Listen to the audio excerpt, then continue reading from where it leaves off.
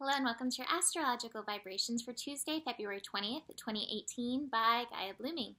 I am Mimi and our energy mantra for today is I remember the nurturing quality of fairy tales. This could very easily be I remember the nurturing quality of daydreaming or I remember the nurturing quality of imagination. That is what we want to hone in on today. And we're going to be having the moon shifting into Taurus. So if you've been watching me for a while, when I connect Pisces and Taurus energy, often you'll get me saying the same thing, lazy cat. Not that cats are lazy. I think they're working even as they're looking lazy. But that's kind of the overall energy. You know, Taurus can be very productive, very even driven. But there's also that quality of like sensuality that goes with Taurus, and especially with the influence of Pisces, with the sun in Pisces. And oh my God, coming off this eclipse energy, like I feel like the combination of all that may put us in more of lazy cat mode. But before we go there, we're having the moon finish up in Aries. So I actually want to show you my Miracles Now card. I remembered to pull one today. I feel like this card is like, it sums up this connection between the moon in Aries with Uranus in Aries so well. Releasing anger from the past sets me free in the present. Uranus is about liberation. Moon in Aries can connect us among things to our passion, but it can also connect us to things that we are angry about. And it, there's that saying that says, when you're angry at somebody else, it's like drinking poison yourself. So if there has been any anger coming up in you, any frustration that has been aimed at somebody else, this is a really great time to do a little liberation, a little release of that energy and find your natural flow. It's one of the things I'm experiencing now. I can say that I'm not thrilled with everyone in my family right now. But what I keep remembering is these things are happening for me. Even if I don't think I like the way that these things are happening, they are happening for me. And I'm not somebody who likes to hold anger. I'm really somebody who really craves peace, craves joy, craves happiness, and works to cultivate that in my life.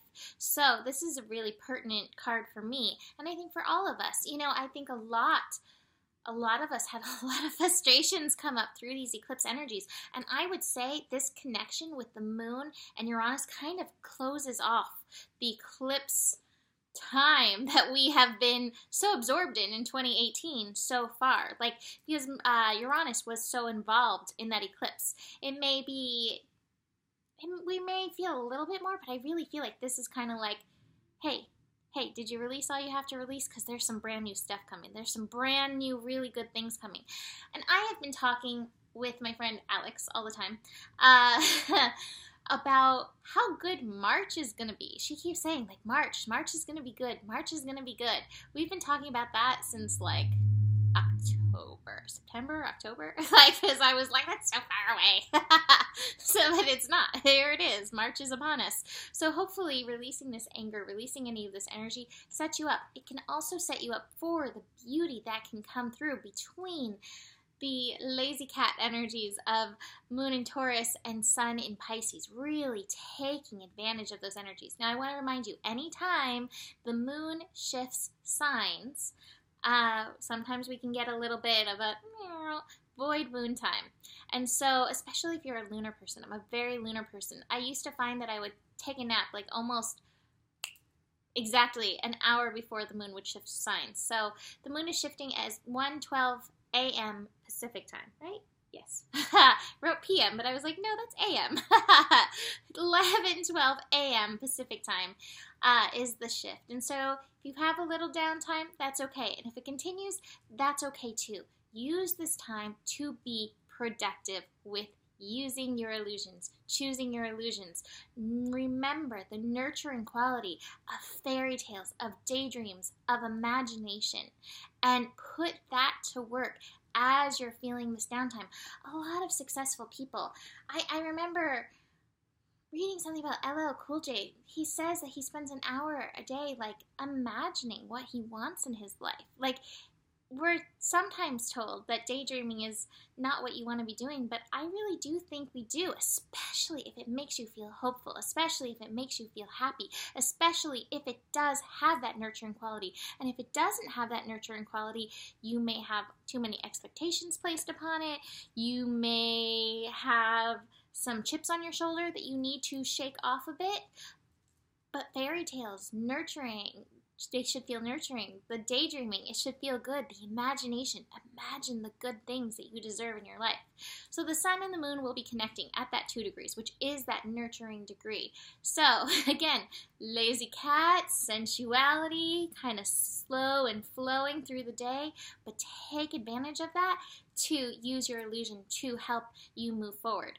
The moon is then going to connect to Mercury. This is at 5 degrees. Again, the power of your mind today is going to be very strong, but it's very strong in this realm, in the fantasy realm, in the imagination realm. Utilize that energy. Where it takes us to in the final connection of the day is the moon connecting with Saturn. And this is a really beautiful connection. You know, moon in Taurus, Saturn in Capricorn, 2 earth signs, very grounded, not necessarily out there in daydream land. But if you had some successful daydreams, what could happen is purposeful soul alignment, that's your Saturn energy, meets with production and your talents and your gifts and highlighted worth. And that, in a balanced state, can actually bring about physical manifestations. So just realize, if you utilize use your illusion, if you utilize and nurture your fairy tales, I'm not saying that you're going to snap your fingers and your magical apple is going to appear in your hand, but still, just realize that it's leading to that connection, and that connection is very, very strong in bringing about physical results, especially if you are in that purposeful soul alignment energy. Now, I also want to mention we are building into a beautiful connection tomorrow. Venus and Neptune will be meeting tomorrow. Now, Venus and Neptune meeting is a very interesting connection because, again, both can get really caught up in like rose-colored glasses things, which, is that a bad thing? I don't know. I don't know what's bad. I don't know what's bad or good. It can be really beautiful. I will say again, use your illusion, choose your illusion, but bring your awareness with you. Be very aware of what is going on. Keep choosing love for yourself and no expectations on anybody or anything else. Love here. Love here is what's going to set you free and set you into this. So we'll get into the Rumi card, but first, let's look at this. Whew. Creativity. Past lives. Oh my God, my past life group is amazing. Things are happening. I looked at these cards and I was like, oh, this almost feels like it's for the group. But this to me is like, this is the moon card. So this is imagining, bringing forth things. While you're in this state, you may bring up some old stuff to nurture yourself through. This is the Empress card, the creativity card. So, you know, it also could be some old stuff, old gifts, old talents that you may be reimagining, bringing up, especially with this. Old gifts, old talents. This ordinariness card says, hey, there are some gifts that you are not seeing right now. So that very well may be the case. I have the conditioning card in reverse. So I think too, as we get into this flow, as we allow ourselves to lazy cat as much as we can, and be in that nurturing quality of the fairy tale, of the daydream, of your imagination, we may throw off some of those shackles. And here we are, the source, the place of pure creativity, pure co-creation with spirit. That is what daydreaming is. That is what imagining is, especially when you realize you can have these good things. You can have the good things. There's enough love in the world for you, and the better it gets, the better it gets. I'm not ending it, but, you know, those are important things to remember. So let's finish up with the Rumi card. All right. The Rumi card is Layla. Says, put aside your clever schemes. O lover, be mindless, become mad. Dive into the heart of the flame, become fearless like a moth. Turn away from the self and tear down the house. Then come dwell in the house of love. Be a lover, live with lovers. Clean your chest from all hostility. Ooh, releasing anger. Clean your chest from all hostility. Wash it 7 times, then fill it with the wine of love. Be a chalice for love. Be a chalice. You must be all love to be worthy of the beloved. When going to the gathering of drunks, be a drunk, become drunk. This is so Taurus, right? All right. Your thought takes a course dragging, Pisces, Taurus, sorry. Your thought takes a course dragging you in its wake. Move beyond thought. Let your heart lead. Be the leader. When the grace of love is revealed, be a mirror to reflect it. When the beloved's hair is loosened, brush it like a comb. Be a comb. I love this. I love Rumi so much. He's ecstatic, and it brings us into that ecstasy and raises our vibrations. Oh my. Okay. Oh, beloved, how are you to be envied? You are being given the gift of no self, no noise, no sense. The great beloved truly wants you to be closer than ever to the wild universal heart.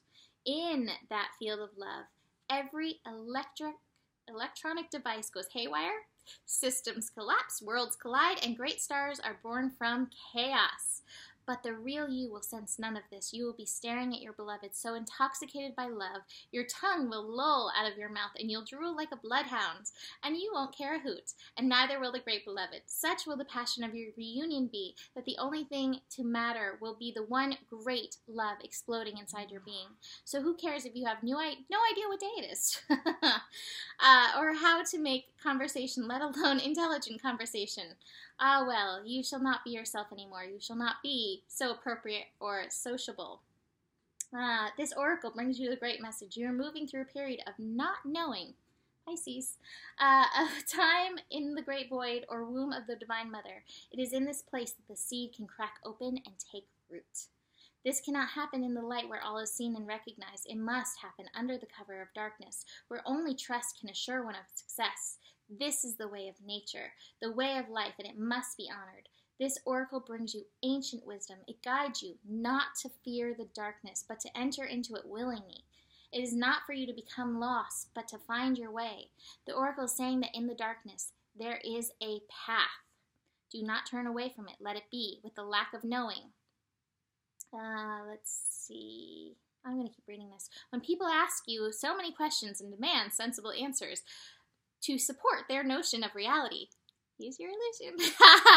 Do not bow to such unworthiness and fear. Know that their minds may be fearful for your safety and their own, lest your divine madness be contagious.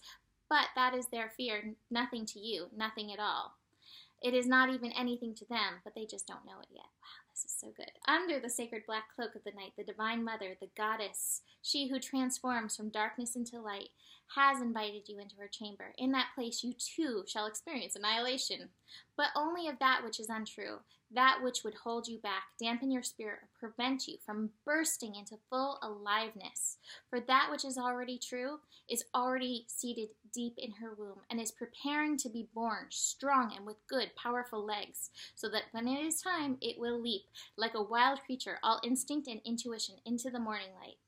For this moment, however, there is darkness, and that is essential for the appearance, so imminent, beloved, of the light on its way. This oracle brings you the guidance.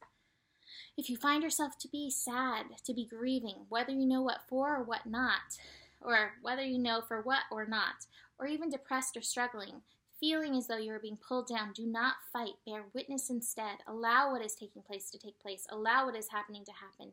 You shall find joy in allowing the interplay of darkness and light to take place according to the greater unfolding rhythm of your divine growth process.